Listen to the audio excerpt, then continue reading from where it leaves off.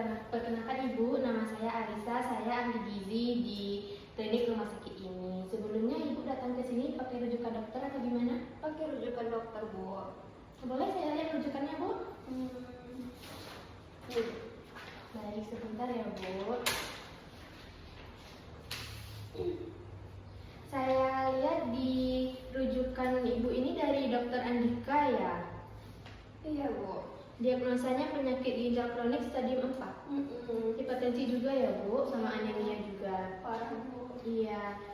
Dirujuk sama Dokter Andika ini tujuannya untuk edukasi sama penyusunan pola makan ya, Bu. Iya, Bu. Sesuai sama penyakit ginjal yang Ibu alami. Sebelumnya mengenai kondisi penyakit Ibu ini Ibu sudah tahu atau belum? Sudah, Bu. Dokter bilang ginjal saya itu fungsinya tinggal 20%. Terus saya juga disuruh jaga makan, tapi saya bingung mau makan apa. Oke, nggak apa-apa, kita pelan-pelan ya, Bu. Sebelumnya saya izin melihat hasil labnya dulu ya, Bu. Sebelumnya Ibu di kaki atau wajah Ibu tuh ada bengkak nggak, Bu? Ada, Bu. Kaki saya bengkak kalau sore hari.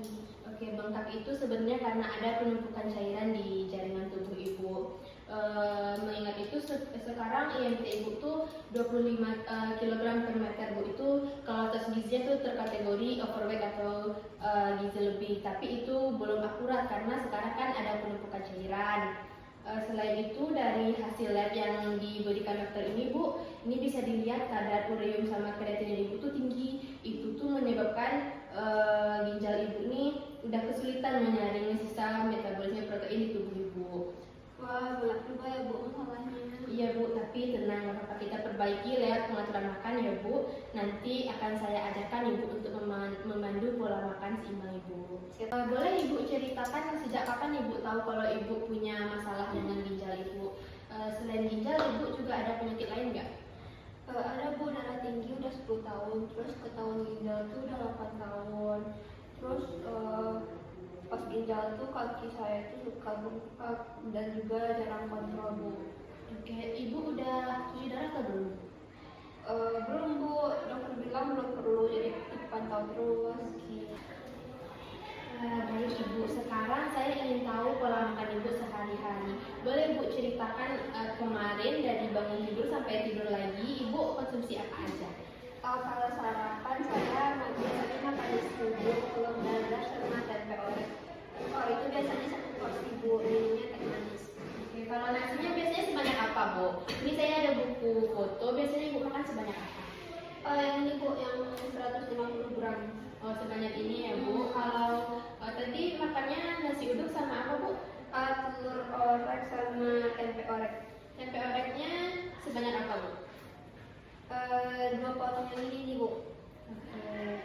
Habis tempe orek apa lagi, Bu? Telur orek, Bu. Telur ari ya, Bu. Telur ari. Nah, sebanyak apa, Bu? Yang ini nih, Bu. Porsi yang ini. Terus makan apa lagi, Bu? Minumnya teh manis 1 gelas, Bu. Teh manis 1 gelas. Gelasnya gelas yang mana, Bu? Yang ini nih, Bu. Yang ini. Oke. Ibu itu konsumsi tehnya setiap pagi atau gimana, Bu? Iya, Bu. Berarti tiap pagi kok selalu konsumsi teh ya, Bu? Iya. Lalu makan siangnya Ibu makan apa, Bu? Biasanya nasi, sayur asam, ikan asin goreng sama sambal, Bu. Kadang sama kerupuk juga. Berarti itu yang Ibu makan kemarin, siang kemarin? Iya. Nah, kalau makan siang nasinya sebanyak apa, Bu? Kalau dibanding sama yang pagi? Yang sedang ini nih, Bu. Yang sedang. Berarti lebih banyak pas makan siang ya, Bu? Iya. Terus lauknya apa, Bu? Lauk itu ikan asin goreng itu. Ikan asin. Iya. Ikan asin. Nah, ini nih, Bu, yang ini, Bu. Yang bagian mana, Bu?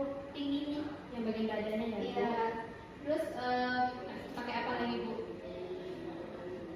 Itu ikan sayur asam, Sayur asam.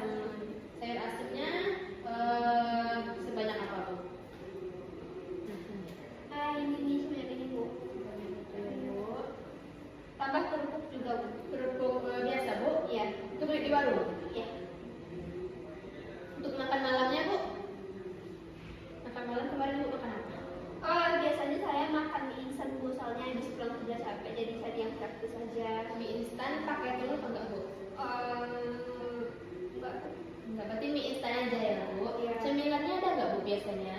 Kalau Enggak. kemarin?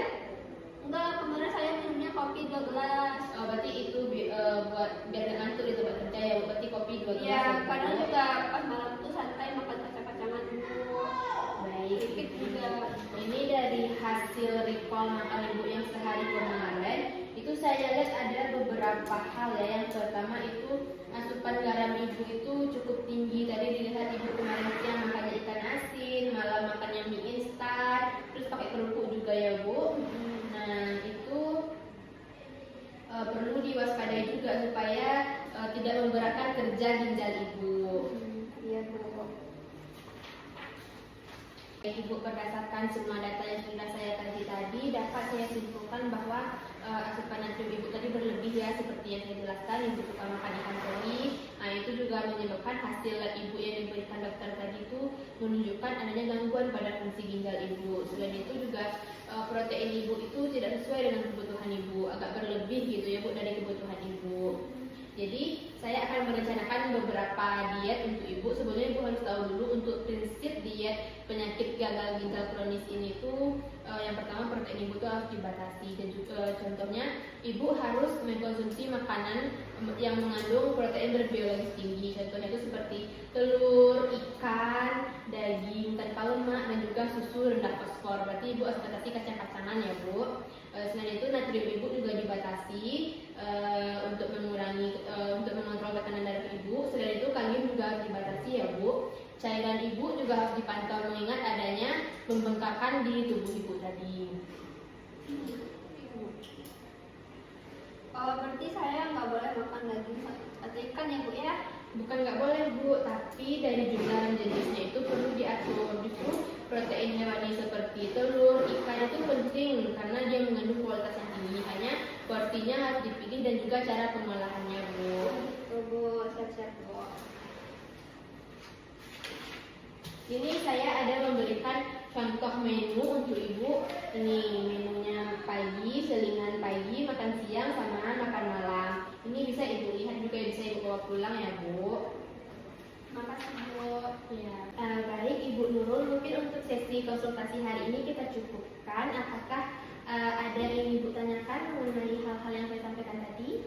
Enggak sih Bu, kayaknya saya ngerti kok. Oke, mungkin kita jadwalkan konsultasi kita pada minggu depan ya Ibu. Nanti kita akan lihat perubahan diet Ibu. Ini saya ada leaflet tentang penyakit gagal ginjal kronis. Ini boleh Ibu bawa pulang. Di sana ada kontak saya. Nanti kalau Ibu ada hal-hal yang